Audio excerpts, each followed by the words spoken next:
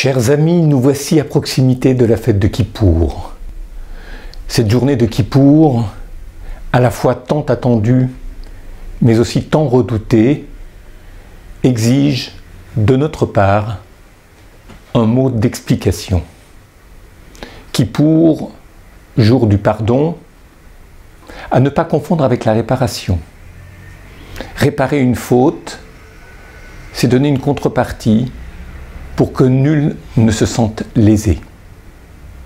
Par contre, demander pardon est autrement plus difficile.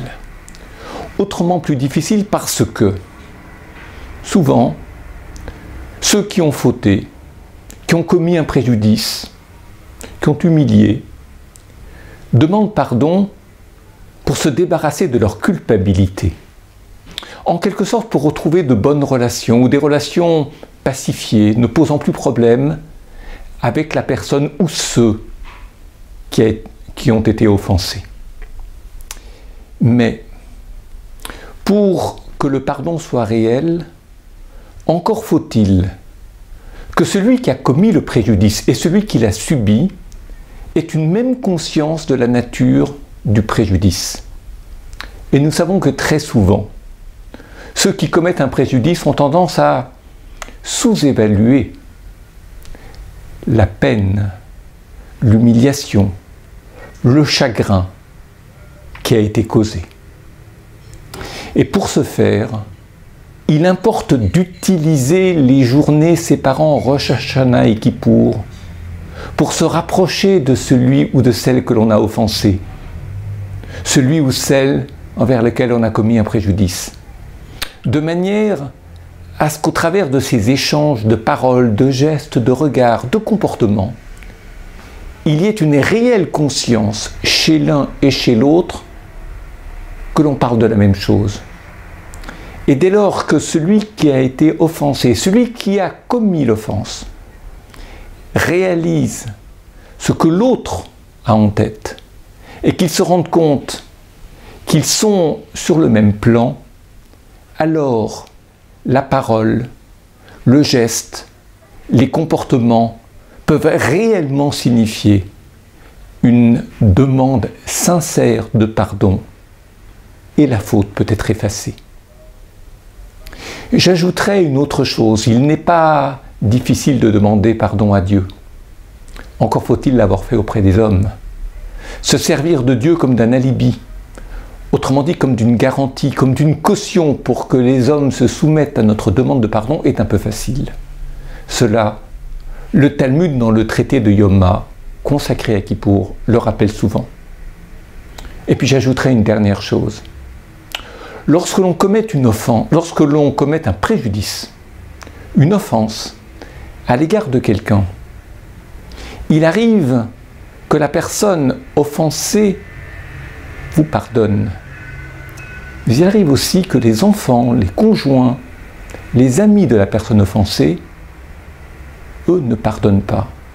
Ou eux ne savent pas réellement la profondeur dans la demande du pardon.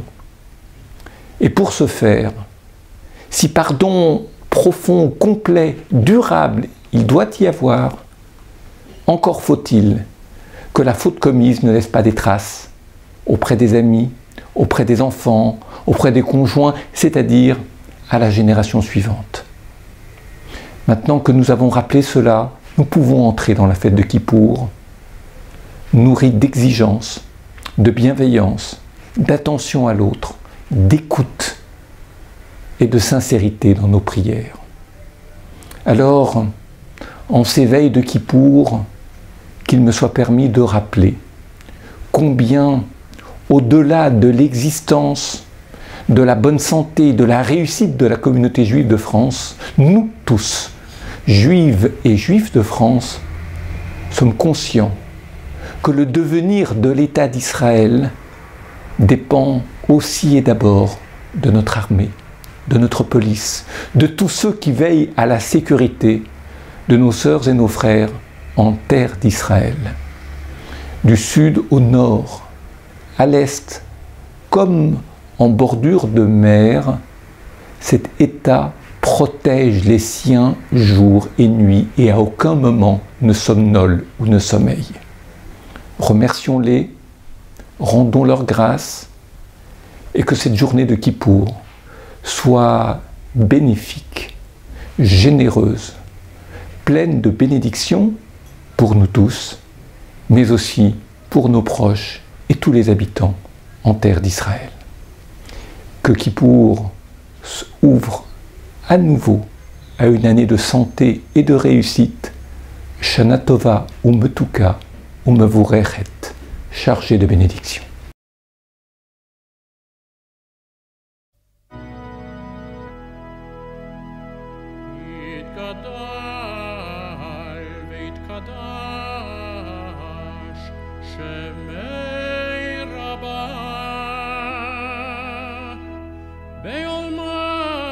יברח חירותי וימליך